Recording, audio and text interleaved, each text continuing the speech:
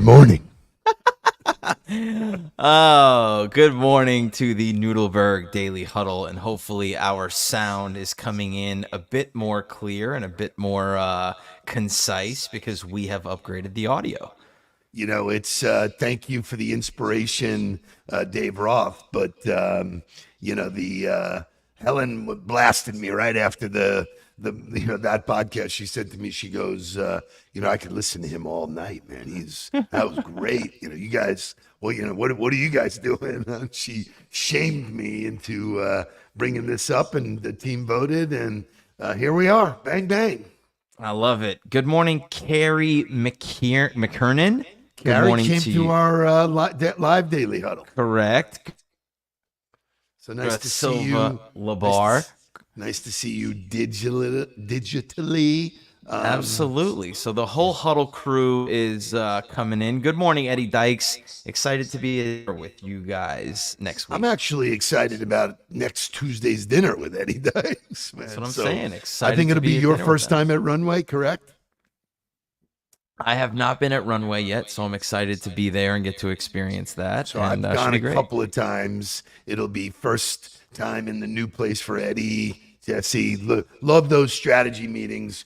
Well, next Wisdom Wednesday, we'll talk strategy right after with them, because the strategy document you sent me was fantastic. Just loved digging into it, understanding it. It was a tremendous article. It was long for me. I'm usually an in and out guy. But so a couple of updates from yesterday. I had the chance to work with my friends at United Way. They had a bunch of new people. So Cicely, who I think is a tremendous leader, put a group together, and it was a chance for everybody to get on the ball. They were very, very receptive. It's always fun to see immediate reaction. Like in the first 5 minutes, one of the new girls reached over and she goes, "This is good."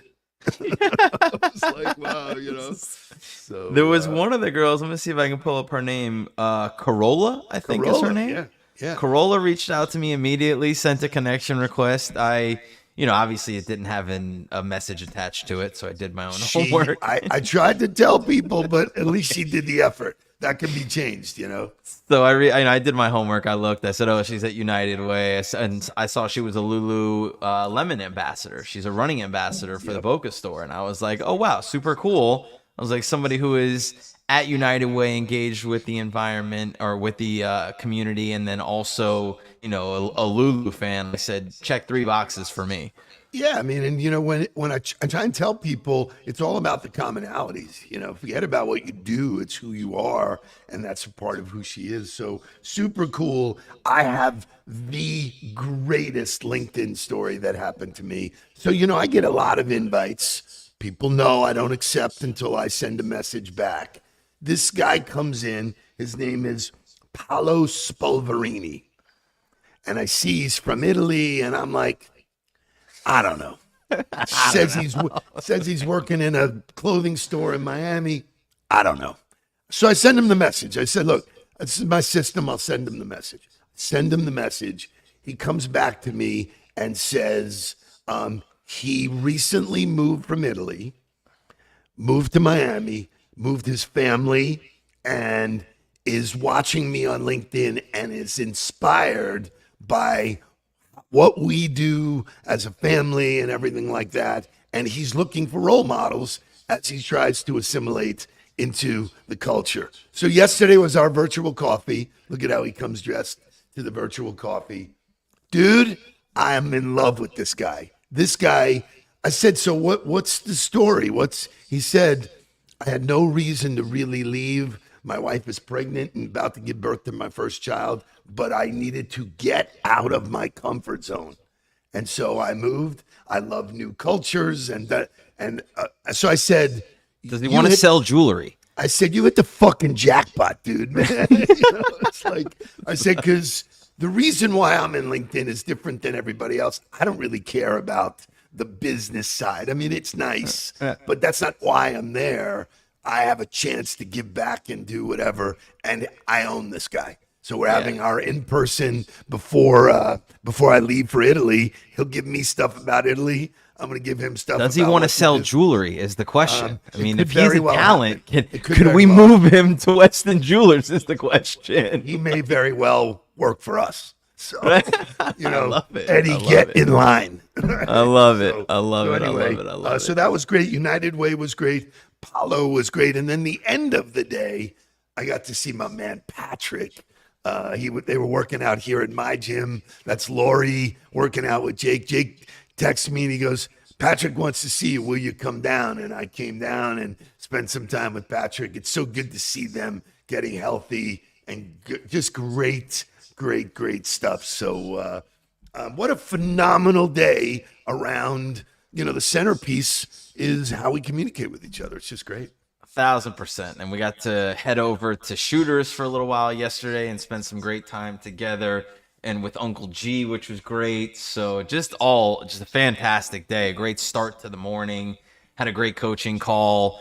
And, for those of you who haven't heard me talk about this already, we are using artificial intelligence to synthesize the coaching calls and deliver key takeaways and notes. And Julio even said, he goes, wow, these notes are incredible after yesterday. Right. So it was just unbelievable. I was blown away. It was so great. I was absolutely blown away. So he says there might be an echo. Shay, where is that coming from? Let me see if I can turn my volume is maxed out. Hold on. Thank you, Jake, for the feedback. Shay's on the board, but didn't catch it, so Shay is fired again. So How about now? sounds good to me, man. Sounds go. really good to me. So anyway, here's the good news. We're ready to rock and roll. We got a great show. June was graduation time. Lots of people went and heard commencement speeches. I got a doozy coming up for you that we'll unpack. So Shay, give me some wake up music and let's go. Wake up, everybody. Get up, get up, get up, get up. Wake up. Come on, come on. Wake up, everybody. Teach a new way. Maybe then they'll listen what you have to say. Wake up, everybody. No more sleeping in bed. No more about to thinking, time of thinking ahead. Come on.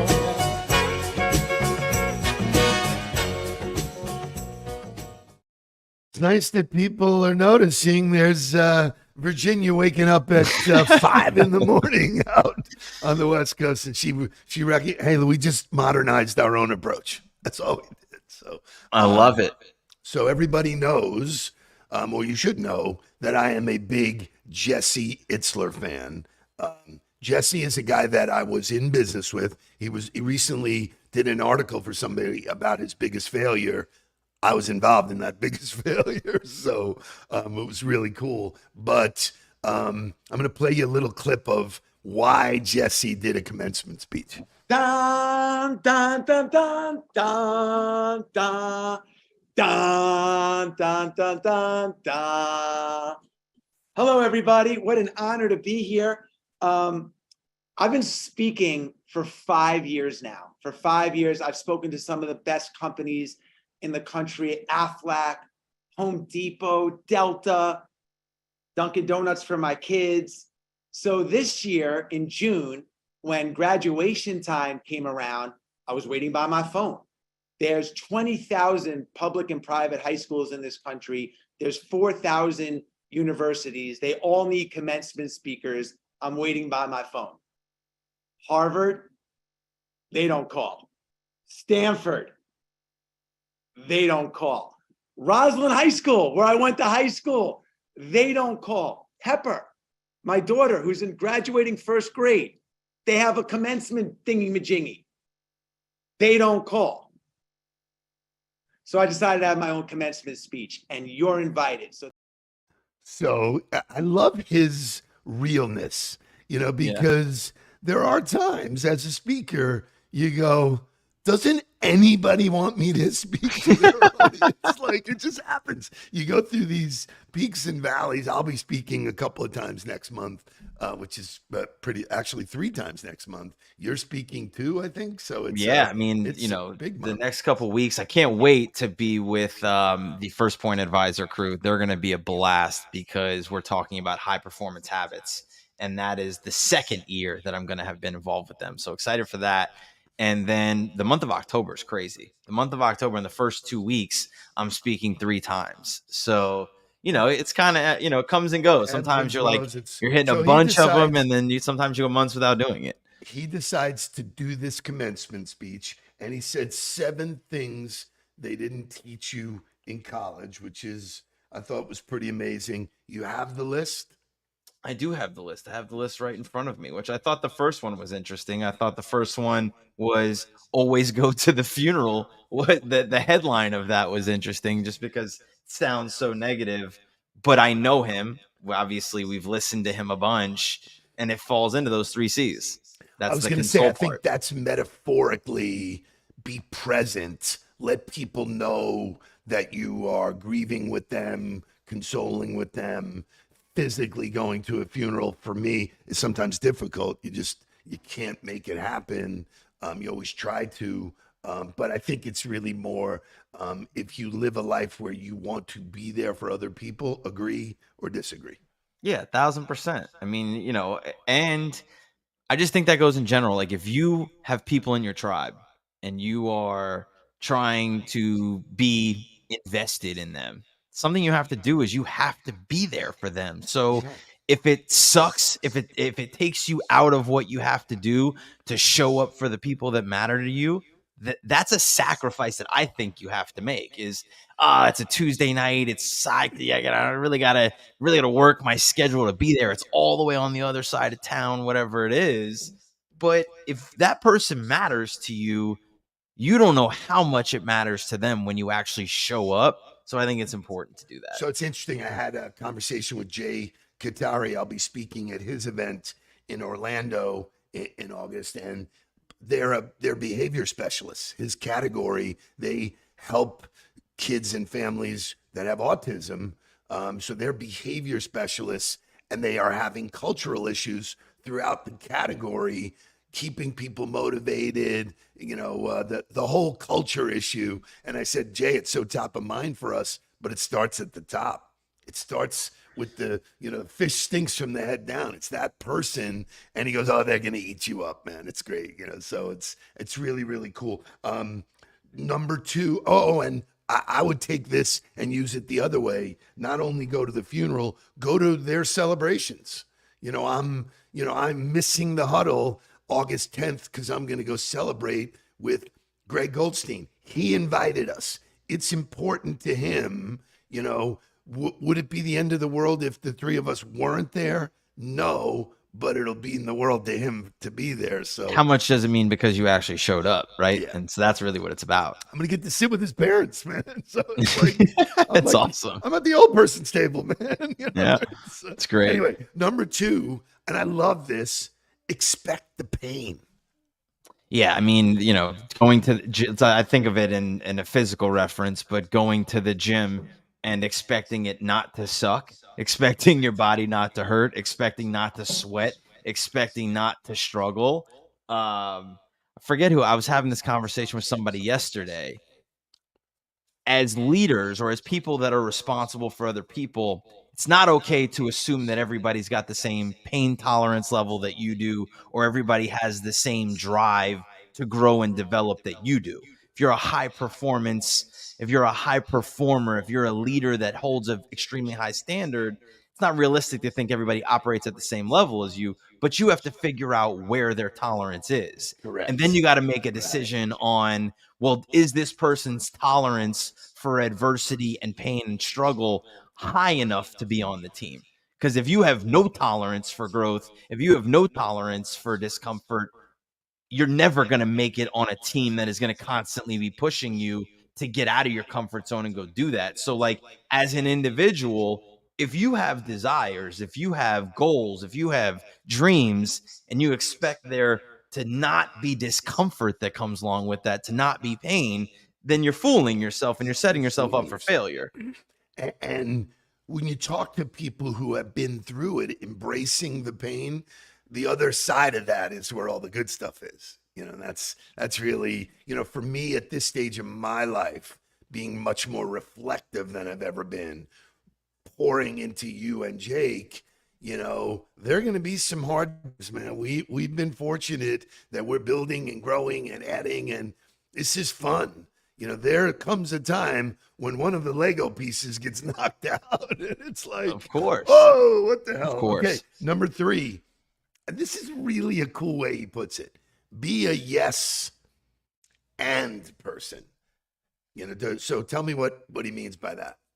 Also, and I kind of challenge this a little bit because, like,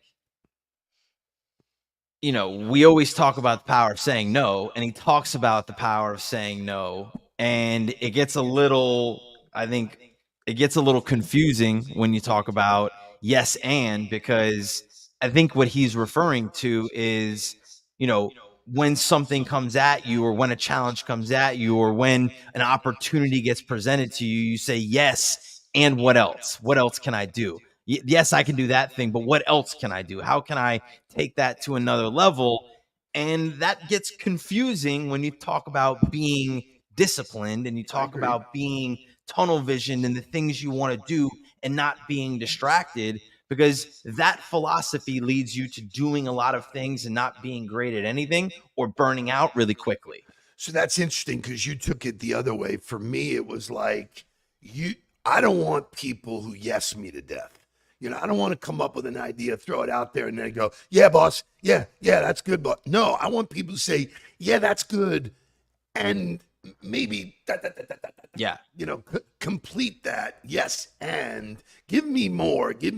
Don't just give me yes. Give me yes. And I was always that guy. Didn't matter. And Simon Sinek does a thing about being the idiot in the room.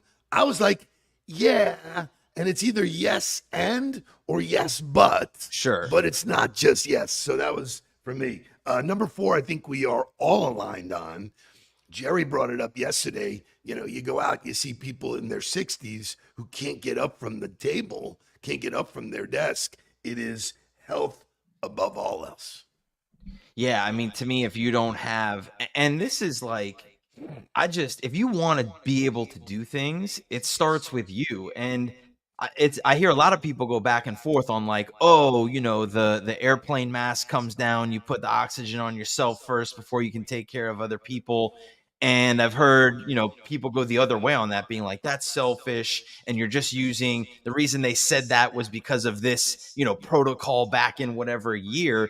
But the reality is that if you're not at your best, it is physically impossible to show up for somebody else, to celebrate, to show up to console, to show up to do any of the things that we were talking about.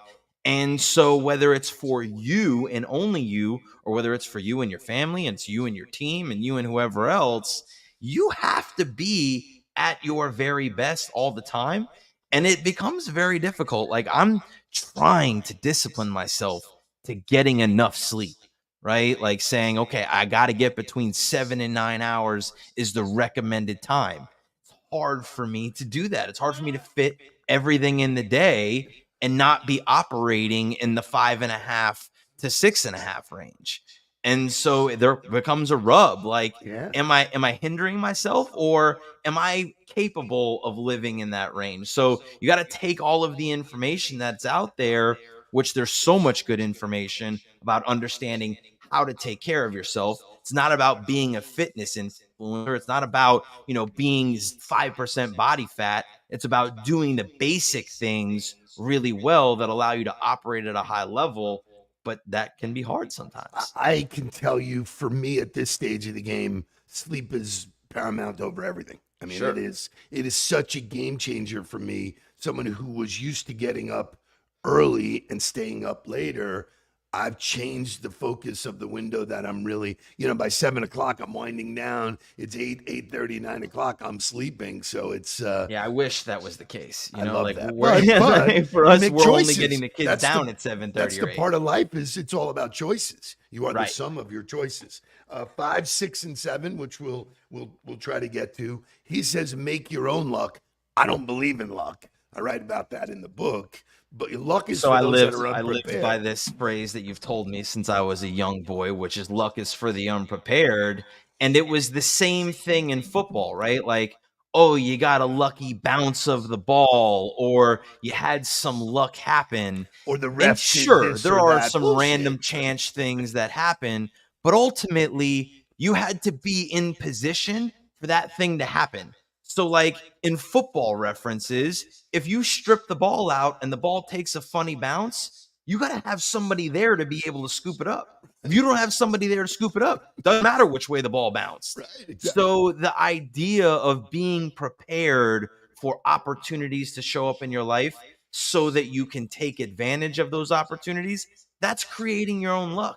And most people don't spend anywhere near enough time preparing for opportunities to show up so that when they do, they're not capable of taking advantage of them. So I'm going to tie 5, which is make your own luck, and 7 together, which plant seeds. I've always looked at life as a garden, and every single day, if you plant seeds, you can guarantee that not all of them are going to turn into your crops. It is the act of planting seeds. It is the behavior which, that changes your life. And then the final one, which is what I want to close with, is your friends will change. Now, this is speaking to someone who's graduating college, but it's so much broader because as you grow older, your passions, your interests, your hobbies will change, and so will your friends.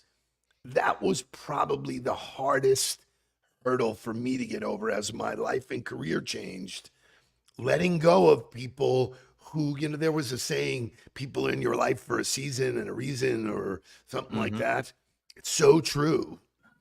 Yeah, as you grow, you have to be willing to let go of people, which I think is hard. I think as you go through the seasons of your life or through the phases of your life, there are people that are so instrumental in your growth or such a huge part of that time of your life that you want to say that they're going to be there forever or that they're going to be so important for you for the rest of your life, but that's not really true.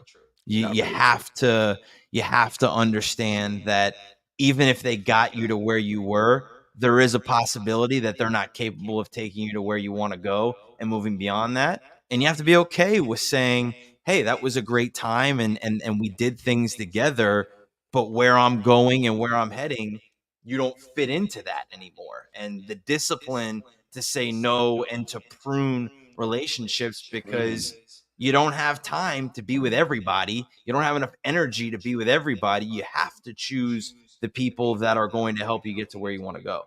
So tell me where on any curriculum, in any course, anywhere, do they teach that? Nowhere. I mean, I'm so excited to go back to Florida State to talk to the real estate school in October because that to me is I get an opportunity to do something like what Jesse is talking about and be like, here's the things that nobody's talking about that I know are going to help you be successful. Right. Like, And if you're willing to listen, and I think that's part of the power of the internet, is Jesse says, nobody hired me to do this. I'm just going to do it anyway and Yeah, share it with, it's and he awesome. shared it freely, which is just amazing. So, other than our microphones, that's one of the coolest things around.